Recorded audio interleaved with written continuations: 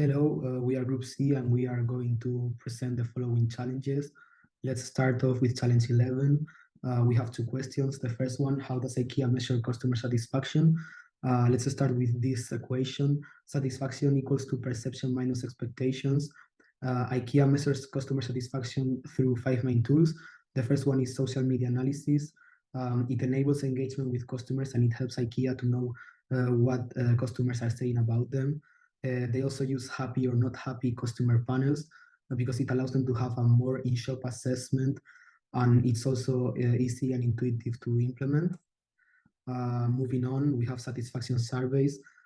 They use a software called Smart Survey that sends an invitation to a survey via SMS every time a customer receives a product. They also perform service quality audits. They have an intensive control from their lab. Plus, they regularly offer this kind of jobs in social networks such as LinkedIn. And finally, we have direct feedback, which can be done through their website, and then it's carefully analyzed. The second question of this challenge was how does IKEA manage customer expectations? They do this through four main sources. The first one is marketing efforts. They get the most benefits from advertising and direct marketing as main tools.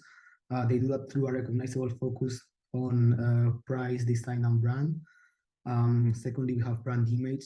They've made themselves an image of affordable and comfortable furniture that it's perfect to have at home. Then we have social media. They are mostly present in Instagram and Pinterest, and all the insights from likes, comments, and other interactions are carefully analyzed by their team.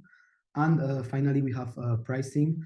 You might know this, but IKEA prices most, if not all, of their items with an end in 99 to make them look more appealing for their customers. So that would be it for challenge 11.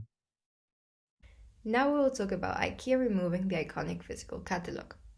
So the IKEA catalog has a phenomenal 70-year legacy. Over the years, it has become an iconic and beloved publication, and it has been an important success factor for IKEA to reach and inspire the many people across the world with home furnishing solutions and products. But times are changing. So what are the advantages of a traditional catalog? Well, digitally turning pages isn't as satisfying as print. Simple yet highly engaging catalogs capture the reader's attention.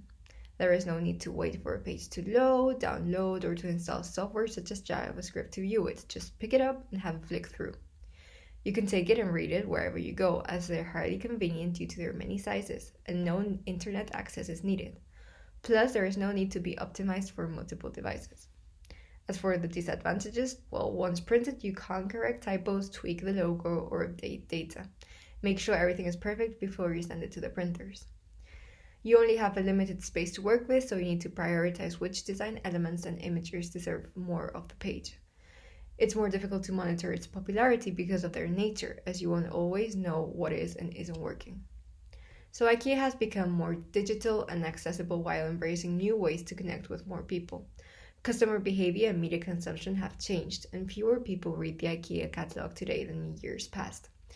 Hence, IKEA has taken the emotional but rational decision to respectfully end the successful career of the IKEA catalog, while continuing to inspire the many people through existing and new ways, channels, and formats. So how has IKEA done this? Well, IKEA has combined the physical catalog with artificial intelligence. So IKEA's new AI-powered app, which is IKEA Creative, replaces customers' room designs and furniture with its products so they can see what the items would look like in their spaces and homes before they buy them. Users can wave their smartphone over printed symbols in the catalog and get additional content such as videos, 3D models, etc.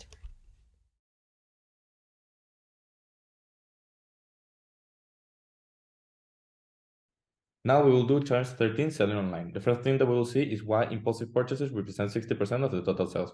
The first is the gruen effect, where IKEA creates a confusing roadmap of the store so the customers can forget their initial intentions coming in and be more susceptible to buy more. Furthermore, they lower the prices year over year of their products to make them more attractive. And finally, they make their customers hungry literally, which produces general revenue through the food and beverages services. Then IKEA only represents 10% of the total sales of IKEA because there's no ways to get lost in the website. People go directly and buy the product that they're looking for. furniture shopping is perceived as more difficult to conduct online. And finally, no additional revenue from other activities such as food and beverage, which represents 5% of the total sales around the year. Our recommendations for IKEA for their online sales is that they invest heavily in augmented reality and virtual reality to close the gap of familiarity that is difficult to achieve through online means, as the customer will be able to experience and see how the object feels inside of their home. Then furniture as a service, this takes out the burden of the customer feeling that they're buying a product that might not fit on a permanent basis, as they can exchange it later on through this service. And keeping it fresh and new, the website should offer always incentives for people to come over and check what is new. Then we will see how the pandemic changed the purchasing experience. The first thing is the closure of stores and mandatory quarantine. As they couldn't sell in person, they needed to adapt to make all of their revenues through online means.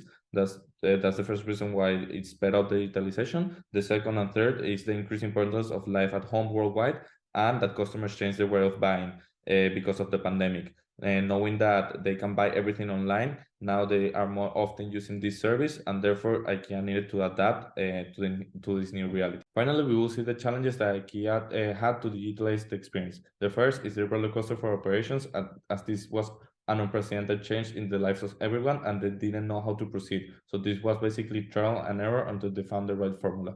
Then managing online inventory, they needed to match supply and demand, but they didn't have forecasts as this was a new situation, which was very difficult for them in order to know how much to expect from the customers to buy throughout the year in these conditions. And finally, the financial struggles of the company, as they couldn't invest as much as they wanted in digitalizing this experience and making it the best possible so they can increase their sales. Hey guys, I'm going to be looking at challenge 14, which is about queue and waiting management. So here we can see the common complaints of IKEA's customers. First one being that not all checkout tools are being utilized properly, and that customers do have no clue how long they're going to wait for when they enter into the queue, and that they usually, when they see the queue, they abandon their trolleys. Here you can see some of the tweets I found by customers complaining about the queuing. You can pause to read them out if you'd like to. I found them quite funny. Then we're going to be looking at how to improve the customer queuing experience using the principles that we saw in class. So the first one would be using time remaining boards that we see in the metro in Madrid, for example. This would alleviate the stress of the customers as they know how long they are going to stand in line, and would satisfy the principle that uncertain waits are longer than known finite waits.